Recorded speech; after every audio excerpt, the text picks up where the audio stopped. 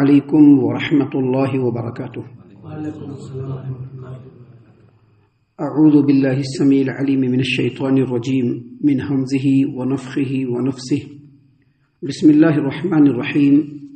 فاصبح فی المدینۃ خائفا یترقب فاذا الذی استنصره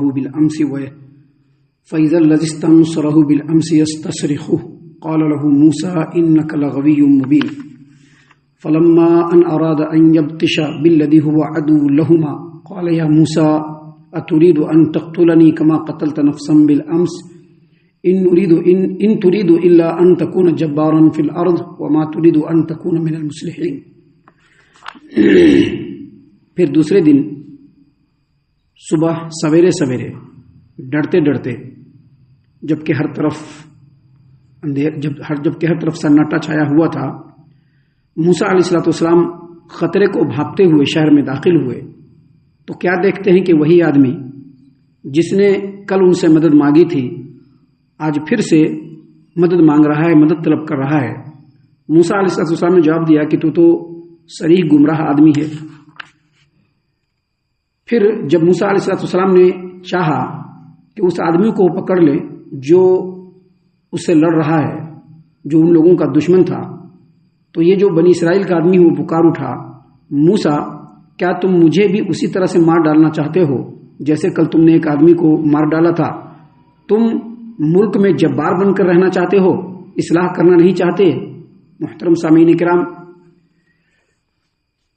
سورۃ القصص سورہ نمبر 28 اور اسی سورت سے آیت نمبر 18 اور 19 یہ دو آیتیں ابھی آپ کے سامنے تلاوت کی گئی۔ بفضل اللہ، بعون اللہ، بتوفیق اللہ، دونوں آیتوں کا ترجمہ بھی آپ تمام کی خدمت میں پیش کیا گیا۔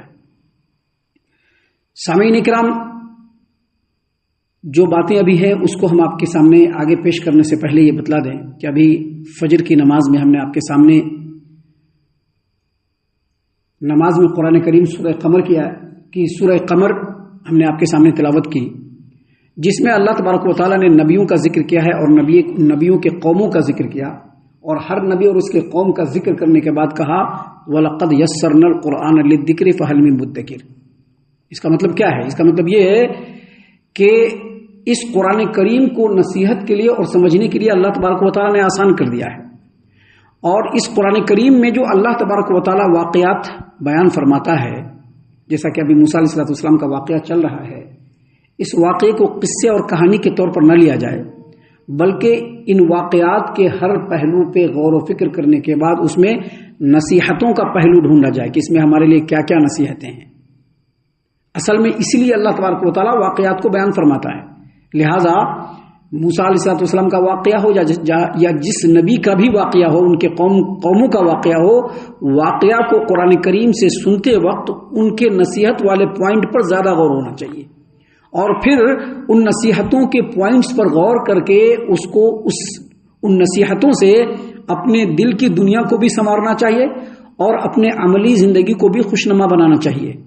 وگرنہ اگر کوئی آدمی صرف قصہ کہانی سوچ کر کے قرآن کریم کے واقعات کو سنتا ہے تو وہ آدمی انتہا درجے کا بے وقوف ہے، اور اس کی بے وقوفیت نہیں کہ بس وہ اپنی دنیا کی زندگی کو ضائع اور برباد کر رہا ہے۔ سامعین کرام، اب ہم آگے بڑھتے ہیں۔ کل کے درس کو آپ یاد رکھیے، ذہن میں لائیے۔ کل کے درس میں ہم نے یہ بتلایا تھا کہ سیدنا موسیٰ علیہ الصلوۃ والسلام ایک روز بالکل اس وقت جب کہ شہر میں سناٹا چھایا ہوا تھا اور غالباً وہ صبح کا وقت تھا، تو داخل ہوئے تو دیکھا کہ دو آدمی لڑ رہے ہیں۔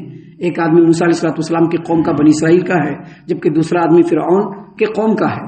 دونوں لڑ رہے ہیں، تو یہ جو موسیٰ علیہ الصلوۃ والسلام کے قوم کا جو آدمی تھا اس نے موسیٰ علیہ الصلوۃ والسلام کو مدد کے لیے پکارا کہ اور میرا سپورٹ کرو۔ موسیٰ علیہ الصلوۃ والسلام بھی آگے بڑھے اور اپنے قوم کے آدمی کا سپورٹ کرتے ہوئے سامنے والوں کو ایک گھوسا مارا اور وہ مر گیا۔ جیسے ہی مارا، غلطی سے مارا اور وہ مر گیا، تو اسی وقت اللہ تبارک و تعالیٰ سے اپنے گناہوں کی معافی طلب کی اور یہ کہا کہ آج کے بعد سے میں گناہگار اور جو تیری نافرمانی کرنے والے لوگ ہیں ان کی کبھی بھی حمایت نہیں کروں گا۔ ابھی پھر وہاں سے چلے گئے، کسی کو پتہ نہیں چلا، بات وہیں پہ ختم ہو گئی، کسی کو پتہ نہیں چلا کہ اس آدمی کو مارنے والا کون ہے۔ اللہ تبارک و تعالیٰ نے آگے بیان فرمایا کہ فاصبح فی المدینۃ خائفا یترقب فاذا الذی استنصره بالامس یستصرخه قال له موسى انک لغوی امین۔ آیت کریمہ کا ترجمہ یہ ہے کہ دوسرے دن صبح سویرے ڈرتے ڈرتے اور ہر طرف خطرے کو بھانپتے ہوئے موسیٰ علیہ السلام شہر میں داخل ہوئے تو دیکھا کہ وہی شخص جو کل لڑ رہا تھا ایک دوسرے آدمی سے پھر لڑ رہا ہے. وہی جو کل لڑ رہا تھا جو ان کی قوم کا ہے ایک دوسرے آدمی سے پھر سے وہ لڑ رہا ہے. اور جب یہ آدمی دیکھتا ہے کہ موسیٰ علیہ السلام آئے شہر کے اندر تو پھر سے وہ پکارنا شروع کر دیتا ہے کہ موسیٰ آؤ میری مدد کرو. موسیٰ علیہ السلام نے کہا کہ یقیناً تو بڑا گمراہ آدمی لگتا ہے. تب یہ کہ صبح ہوئی پھر دوبارہ شہر کے اندر آئے دیکھتے ہوئے کہ جو کل قتل ہوا تھا کہیں کسی کو پتہ چل گیا کہ نہیں. اگر پتہ چل گیا ہوگا تو فوراً گرفتار کر لیں گے. لہٰذا چوکنا ہو کر کے شہر میں داخل ہوئے. لیکن کل والا جو معاملہ تھا وہی آج بھی دکھ رہا تھا. یہی وہ آدمی ہے جو کل لڑ رہا تھا لیکن ایک دوسرے آدمی سے فرعون کے قوم کے ایک دوسرے آدمی سے لڑ رہا ہے اور پھر پکارتا ہے. تو موسیٰ علیہ السلام سمجھ جاتے ہیں کہ یہ بڑا جھگڑالو آدمی ہے. کہا کہ تیری جو گمراہی ہے بالکل حد سے بڑھی ہوئی ہے. تیرا شر تیرے خیر پر غالب ہے اور تو جس سے چاہتا ہے جب چاہتا ہے لڑتا جھگڑتا رہتا ہے. پہلے ملامت کیا ڈانٹا اپنے قوم کے آدمی کو اور آگے اللہ تبارک و تعالیٰ نے مزید فرمایا کہ فلما ان اراد ان یبطش بالذی هو عدو لهما. اب موسیٰ علیہ السلام نے پہلے تو اپنے قوم کے آدمی کو ڈانٹا اور پھر یہ چاہا کہ یہ جو دشمن ہے اس کو پکڑ لے تاکہ یہ بچ جائے اور بھاگ جائے. بنی اسرائیل کا آدمی یہ سوچا موسیٰ علیہ السلام نے. موسیٰ علیہ السلام نے یہ سوچا کہ یہ جو میرے قوم کا آدمی ہے اس کے مقابلے میں جو آدمی ہے اس کو میں پکڑ لیتا ہوں اور میں جب اس کو پکڑ لوں گا تو اس کو نجات مل جائے گی یہ بھاگ جائے گا. اللہ نے فرمایا فلما ان اراد ان یبطش بالذی هو عدو لهما. اور جب موسیٰ علیہ السلام نے ارادہ کیا کہ اس آدمی کو پکڑ لے جو ان کا دشمن تھا تاکہ یہ بنی اسرائیل چھوٹ جائے نجات پا جائے اور بھاگ جائے تو یہ جو بنی اسرائیل کا آدمی کہتے ہیں کہ خطرناک دشمن جو ہوشیار ہوتا ہے وہ بیسٹ ہے. بے وقوف اگر دوست ہے نا تو وہ ایک نمبر کا واحد ہوتا ہے کیونکہ اس سے سوائے نقصان کے کبھی بھی کچھ نہیں پہنچے گا. یہاں پر ایک بات سمجھ لیجئے کہ موسیٰ علیہ السلام پھر دوبارہ بچانے کے لیے گئے رحم اور ہمدردی کی وجہ سے گئے پہلی بات. اور دوسری بات اللہ تبارک و تعالیٰ کی مشیت تھی. ان کو مصر سے نکالنا تھا مدین کی طرف بھیجنا تھا تاکہ سیدنا شعیب علیہ السلام کی خدمت میں جائیں وہاں جا کر کے ان سے جو ہے علمی نبوت کا علم اور جو کچھ ہے وہ حاصل کریں ان کی صحبت میں رہیں ان کے تربیت یافتہ بنے. لہٰذا یہ اللہ کی مشیت تھی. تو موسیٰ علیہ السلام نے سوچا کہ یہ جو دشمن ہے اس کو میں پکڑ لیتا ہوں تاکہ یہ جو میرے قوم کا آدمی ہے چھوٹ کر کے بھاگ جائے. جب آگے بڑھنا شروع کیے تو یہ جو بنی اسرائیل کا جو آدمی ہے وہ یہ سمجھنے لگا کہ ابھی موسیٰ نے مجھ کو پھٹکار لگایا ہے ابھی مجھ کو ڈانٹا ہے ابھی مجھ کو جو ہے الڈا لیا ہے ابھی برا بھلا کہا ہے ہو سکتا ہے کہ مجھ کو ہی پکڑے گا اور مجھ کو ہی مارے گا. لہذا اس نے فوراً بکنا شروع کر دیا. کیا بکنا شروع کر دیا؟ قال اس نے کہا یا موسیٰ اتريد ان تقتلنی كما قتلت نفسا بالامس. کل ایک آدمی کو تم نے قتل کر دیا تھا آج مجھ کو بھی اس طرح سے مارنا چاہتے ہو. یعنی جس راز کے اوپر اللہ نے پردہ ڈالا تھا یا جو راز پردے کے اندر تھا اسی راز کو پھر سے کھولا جا رہا ہے. کیوں کھولا جا رہا ہے؟ تاکہ سبب بنے کہ سیدنا موسیٰ علیہ السلام یہاں سے چلے جائیں. یاد رکھیے آج یا کبھی بھی ہماری زندگیوں کے اندر جو ٹرننگ پوائنٹ ہوتا ہے اس میں کچھ آزمائشیں کچھ مشکلیں جو ہوتی ہیں وہ اصل میں اللہ تبارک و تعالیٰ کی طرف سے ایک ٹرننگ پوائنٹ ہوتا ہے. آدمی اگر اس آزمائش کے وقت میں پورے صبر اور استقلال اور ثابت قدمی کے ساتھ آگے بڑھے گا اللہ تعالیٰ اس کے لیے آگے کشادگی کے رستے کو کھول دے گا. اس کی بے شمار مثالیں خود میرے مشاہدے کے اندر ہیں.